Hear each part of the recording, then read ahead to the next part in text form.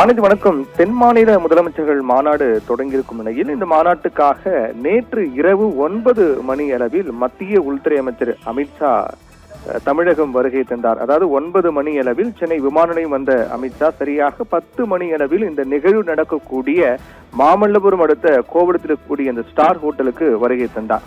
இந்த நிகழ்வின் போது இந்த தென் மாநில முதலமைச்சர்கள் மாநாட்டுக்காக தென் மாநில முதலமைச்சர்களுக்கு அழைப்பு கொடுக்கப்பட்டிருந்தது. அதிலும் குறிப்பாக இந்த நிகழ்வில் மிக முக்கியமாக பார்க்கப்படக்கூடியது நேற்று இரவு நடைபெற்ற சந்திப்பு தான். நேற்று இரவு 9 மணி அளவில் சென்னை விமான நிலையம் வந்த அமித்ஷாவை தமிழக அரசு சார்பாக அமைச்சர்கள், அதே போன்று தமிழக பாஜக தலைவர், அதிமுக சார்பாக முன்னாள் அமைச்சர்கள் என அனைவரும் வரவேற்பு கொடுத்தார்கள். அதற்கு பிறகு சாலை மார்க்கமாக அமித்ஷா காரில் புறப்பட்டு அந்த நிகழ்வு நடக்கக்கூடிய அந்த ஸ்டார் ஹோட்டலுக்கு சரியாக 10 மணி அளவில் வருகை புரிந்தார். அமித்ஷாவின் வருகைக்காக முதலமைச்சர் விஜய் 9:30 மணியில் கிட்டத்தட்ட 30 நிமிடங்களாக அந்த ஸ்டார் ஹோட்டலில் அமித்ஷாவின் வருகைக்காக முதலமைச்சர் விஜய் காத்துக் கொண்டிருந்தார். அப்போது அங்கு வருகை புரிந்த அமித்ஷாவை, மத்திய உள்துறை அமைச்சர் அமித்ஷாவை முதலமைச்சர் விஜய் வரவேற்றார். அதாவது பூங்கொத்து கொடுத்தும், ஒரு பரிசு கொடுத்தும், ஒரு டிஃபன் பாக்ஸ் போன்ற ஒரு பை என்ற ஒரு பரிசு கொடுத்தும் வரவேற்பு கொடுத்தார். அதற்கு பிறகு கிட்டத்தட்ட 23 நிமிடங்கள் மத்திய உள்துறை அமைச்சர் அமித்ஷாவை முதலமைச்சர் விஜய் சந்தித்து பேசியிருக்கிறார். இந்த சந்திப்புக்கு முன்னதாக ஏற்கனவே அங்கு வருகை புரிந்திருந்த ஆந்திர முதலமைச்சர், அதே போன்று தெலுங்கானா துணை முதலமைச்சர், கேரளா முதலமைச்சர் உள்ளிட்ட அனைவருடனும் அமித்ஷா சந்தித்து கலந்துரையாடி இருக்கிறார். தமிழக முதலமைச்சர், கேரளா முதலமைச்சர், ஆந்திராவினுடைய முதலமைச்சர், தெலுங்கானா துணை முதலமைச்சர் என அனைவருடனும் மத்திய உள்துறை அமைச்சர் அமித்ஷா கலந்துரையாடி இருக்கிறார். அப்போது கலந்துரையாடிய பிறகு அந்த நிகழ்வு முடிந்த பிறகு தனியாக 23 நிமிடங்கள் தனிப்பட்ட முறையில் முதலமைச்சர் விஜய் மத்திய உள்துறை அமைச்சர் அமித்ஷாவை சந்தித்து பேசியிருக்கிறார். இந்த சந்திப்பு தான் அப்போது பேசப்பட்டது என்ன என்பது குறித்த ஒரு எதிர்பார்ப்பு கேள்வி என்பது எழுந்திருக்கிறது. ஏனென்றால் இந்த சந்திப்பு என்பது முதல் முறையாக முதலமைச்சராக பொறுப்பேற்ற பிறகு முதல் முறையாக மத்திய உள்துறை அமைச்சர் அமித்ஷாவை முதலமைச்சர் விஜய் சந்தித்திருக்கிறார் என்பதும் இதில் மிகுந்த முக்கியத்துவம் வாய்ந்த ஒன்றாக பார்க்கப்படுகிறது. இதற்கு முன்னதாக டெல்லி சென்ற முதலமைச்சர் விஜய் அங்கு மத்திய நிதியமைச்சர் நிர்மலா சீதாராமனை சந்தித்து பேசினார். அதே போன்று பிரதமரை சந்தித்து பேசினார். ஆனால் கிட்டத்தட்ட ஒரு ஆட்சிக்கு 100 நாட்கள் ஆகியிருக்கும் நிலையில் இதுவரை மத்திய உள்துறை அமைச்சர் அமித்ஷாவை சந்திக்காமல் இருந்தார். இந்த நிகழ்வின் மூலமாக தென் மாநில முதலமைச்சர் மாநாட்டுக்காக வருகை தந்த அமித்ஷாவை இந்த நிகழ்வு மூலமாக முதலமைச்சர் விஜய் முதல் முறையாக சந்தித்து பேசியிருக்கிறார். இது மிகுந்த முக்கியத்துவம் வாய்ந்த ஒன்று பார்க்கப்படுகிறது.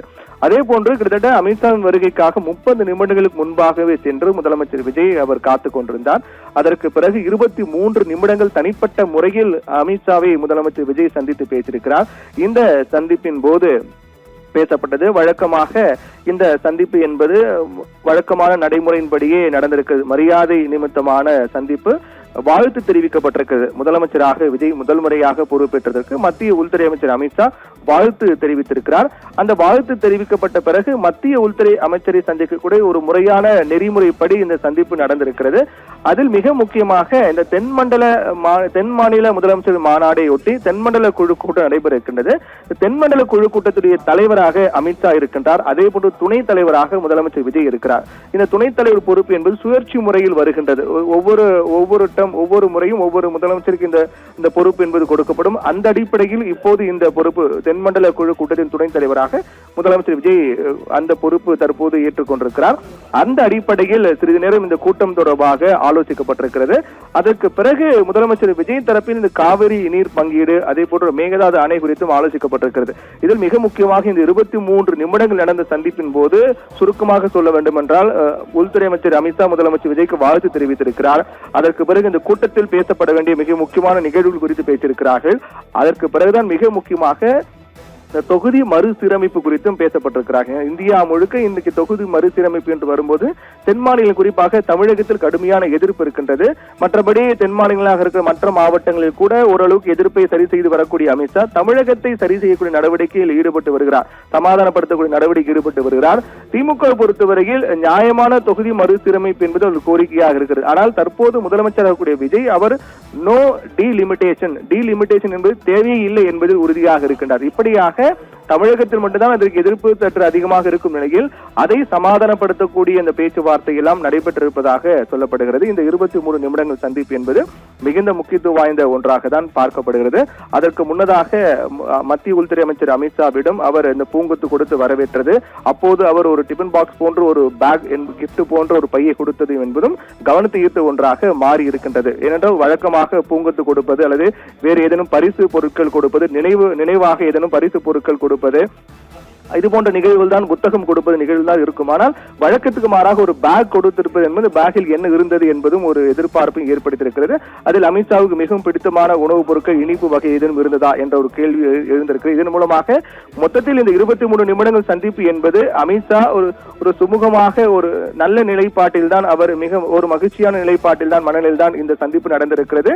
ஒரு வரவேற்கக்கூடிய ஒன்றாக அமித்ஷா தரப்பில் ஒரு மகிழ்ச்சியான நிகழ்வாக தான் இது இருந்திருப்பதாக சொல்லப்படுகிறது.